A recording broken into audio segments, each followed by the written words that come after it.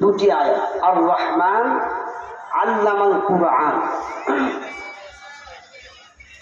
এরপরে তিনি তার বক্তব্যকে খুতবার মাধ্যমে এগিয়ে নিয়ে যান।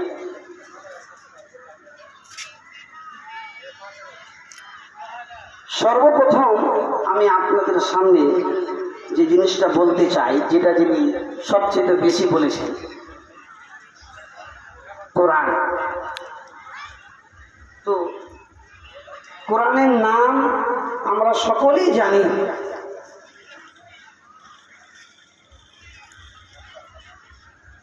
আল কোরআনুল করিম, আল কোরআনুল মজিদ, আল কোরআনুল হাকিম ওয়াল কিতাবুল মুবিন। এভাবে আল্লাহ রাব্বুল আলামিন কোরআনের বিভিন্ন জায়গাতে বিভিন্ন রূপে কোরআনের নাম রেখেছেন। কে রেখেছেন? আল্লাহ তাআলা।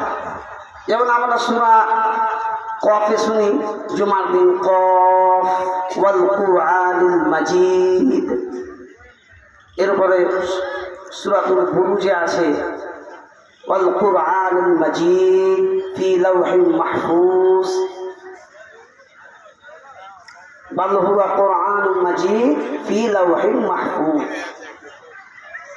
তাহলে এই যে দুটি আয়াত আমি পেশ করলাম, কফ ওয়াল কোরআনুল মাজিদ, তো এই আয়াতগুলো থেকে বোঝা যাচ্ছে যে আল্লাহ রাব্বুল আলামিন তার কিতাবের নাম যেটা রেখেছেন সেটা হচ্ছে কি? কোরআন মাজিদ, মর্যাদাময় কোরআন। আল কোরআনুল কারীম, সম্মানীয় কোরআন। আল কোরআনুল হাকিম, অতি ফয়সালামান কোরআন। কোরআনের নাম রেখেছেন ফুরকান। তাহলে কোরআন শরীফ এ কথাটা কোরআনের কোনো জায়গাতে নাই। কোরআন শরীফ এ কথাটা আমরা বারবার এখনই বক্তব্যের মাঝে আমরা শুনলাম মাওলানা সাহেবের কাছ থেকে, কোরআন শরীফ। তাহলে কোরআনে এবং হাদিসের কোনো জায়গাতে কোরআন শরীফ শব্দটা নাই। যেহেতু আল্লাহ তাআলা তার কোরআনের নাম তিনি নিজে বলছেন আল কোরআনুল মাজিদ, আল কোরআনুল কারীম, আল কোরআনুল হাকিম, আল ফুরকান। তাহলে আমাদেরকেও সেই নামটাই রাখতে হবে যেটা আল্লাহ তাআলা তার কোরআনের নাম রেখেছেন। যেমন আমার নাম, আমার বাপ মা রেখেছেন আব্দুল্লাহিল কাফি, কাউরে বাপ মা নাম রেখেছেন আব্দুর রহিম। বিভিন্ন নাম যা বাপ মা যেটাই রেখেছেন সেটাই অন্য কাউকেও ডাকতে হবে। আমাকে যদি কেউ আব্দুল্লাহ বলে ডাকে তা আমি সহজে কিন্তু সাড়া দিব না। কেন? আমাকে তো আব্দুল্লাহ রাখেনি, আমাকে রাখছে আব্দুল্লাহিল কাফি। তো অনুরূপ ভাবে আল্লাহ তাআলা যে নামটা রেখেছেন সেটা হচ্ছে কি? কোরআন মাজিদ। কাজে কোরআন শরীফ কখনো না, কোরআন শরীফ বলা যাবে না। কি বলতে হবে? কোরআন মাজিদ, আল কোরআনুল হাকিম, আল কোরআনুল কারীম। এক নম্বর। দুই নম্বর, আমরা যেটা শুনতে পেলাম মাওলানা সাহেবের মুখ থেকে সবচেয়ে বেশি, যেটা আমাদের সামনে বলা চাই, সেটা হচ্ছে জিকির। জিকিরগুলো কি কি? বাক্যগুলো কি কি? সুবহানাল্লাহ, আলহামদুলিল্লাহ, আল্লাহু আকবার, লা ইলাহা ইল্লাল্লাহ, এবং পরের অংশটি তিনি লাগাচ্ছেন মুহাম্মাদুর রাসূলুল্লাহ। বুখারী শরীফের শেষ হাদিস, কালিমাতানে হাবিবাতানে ইলা রহমান সাকিলাতানে ফিল মিজান খাফিফাতানে ইলাল লিসান সাকিলাতানে ফিল মিজান। যে দুটো কালমা আল্লাহ রাব্বুল আলামিনের নিকটে অতি উত্তম, যেটি মুখে বলতে খুব ভারী, কিন্তু দাঁড়ি করলে তার ওজন খুব বেশি। সেটা দেখি সুবহানাল্লাহ ওয়া বিহামদিহি সুবহানাল্লাহিল আযীম। আরেকটা নবী করিম সাল্লাল্লাহু আলাইহি ওয়াসাল্লাম বলেছেন যে মান ক্বালা সুবহানাল্লাহ কুতিবাত লাহু ইশরুনা হাসানা, যে ব্যক্তি সুবহানাল্লাহ পড়ল আল্লাহ তাআলা তার জন্য ইশরুনা হাসানা 20টি নেকি লিখা হলো। বল সুবহানাল্লাহ। সুবহানাল্লাহ। ওয়া হুত্তাত আনহু, আর তার 20টি গুনাহ মাফ করে দেওয়া হলো। অনুরূপভাবে যে আলহামদুলিল্লাহ পাঠ করলো তারও সেই নেকি, আল্লাহু আকবার পাঠ করলো তারও সেই নেকি। তো আমরা বক্তর মাধ্যমে সুবহানাল্লাহ আলহামদুলিল্লাহ এই বাক্যগুলো শুনেছি, ঠিক না ঠিক?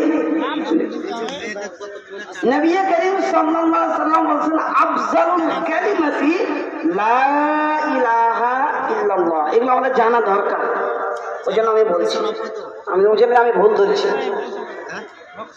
আল্লাহ তাআলার নিকটে সর্বোত্তম বাক্য হচ্ছে, সর্বোত্তম জিকির হলো লা ইলাহা ইল্লাল্লাহ।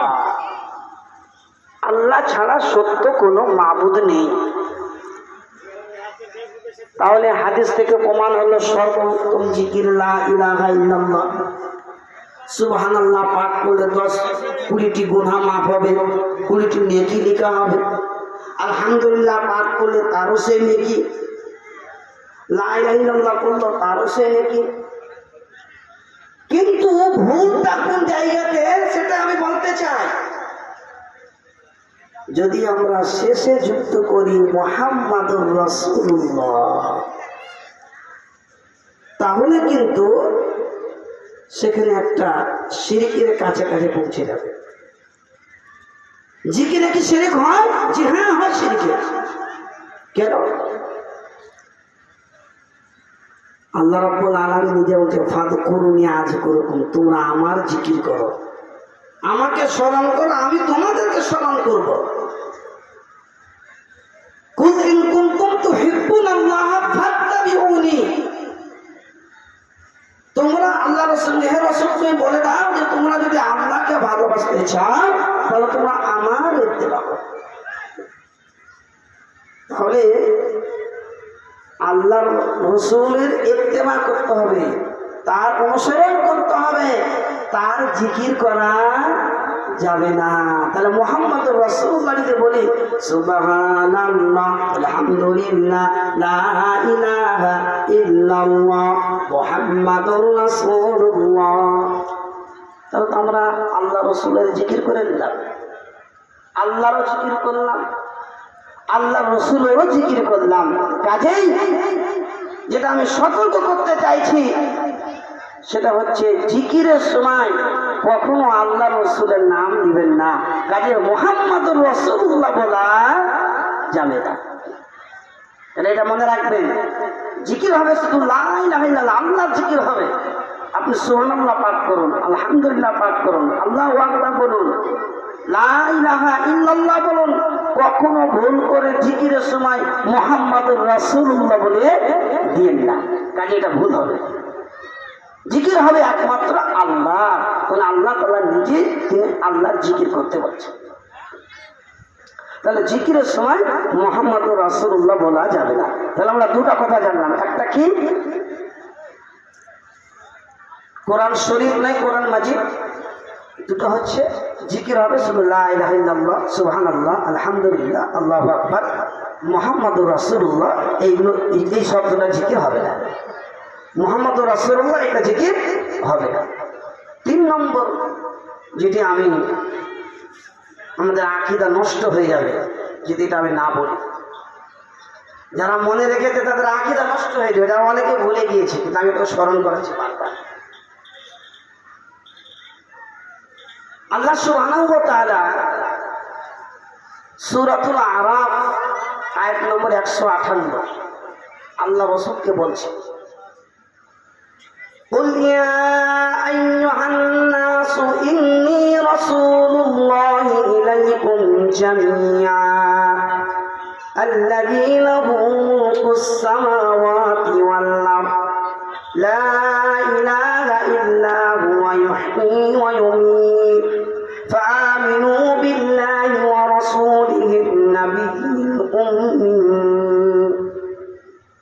আল্লাহ রাসূলকে বলতে বলছে আমি আয়াতটা কোন কথা অনুসরণে বলছি, আমরা বক্তব্য শুনলাম আল্লাহ রসুল নাকি উম্মি ছিলেন না। উম্মির ব্যাখ্যাটা এটা দিলেন যে শরীয়ত ছাড়া অন্য কোনো জ্ঞান তার তিনি জ্ঞান রাখেন, যেমন গুনাহ, পাপ, শিরক ইত্যাদি ইত্যাদি, অন্য কোনো শরীয়তের জ্ঞান রাখেন না। কিন্তু এটা না, আল্লাহ এখানে উম্মি বলতে বোঝা যাচ্ছে যিনি মোটেই লেখাপড়া করেন, মোটেই লেখাপড়া করেন। আল্লাহ রসুল নাম কোনো মাদ্রাসাতে পড়তে গিয়েছে, 2 মিনিট, না আল্লাহ রসুল কোনো উস্তাদের কাছে পড়েছে, না আল্লাহ রসুল কারো কাছে পড়েছে। এখানে আল্লাহ রাব্বুল আলামিন স্বয়ং আল্লাহ রসুলকে বলছে, হে রসুল তুমি বলে দাও যে আমি আল্লাহর নিকট থেকে রসুল হিসাবে এসেছি, যে আল্লাহর হাতে সমস্ত জমিন আসমানের বাদশা, তিনি ছাড়া কোনো সত্য কোনো মাবুদ নেই, তোমরা ঈমান রাখো।